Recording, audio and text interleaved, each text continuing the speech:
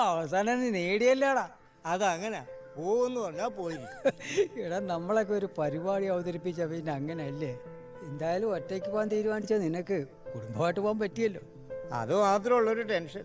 അങ്ങനെയൊന്നും ഇല്ലടാ, നീ പോസിറ്റീവായി പോയിട്ട് വാ. അപ്പൊ പോയിട്ട് വരാം. നീ വരണ. നീ എന്താടാ എന്നെ കളിയാക്കുവാണ്?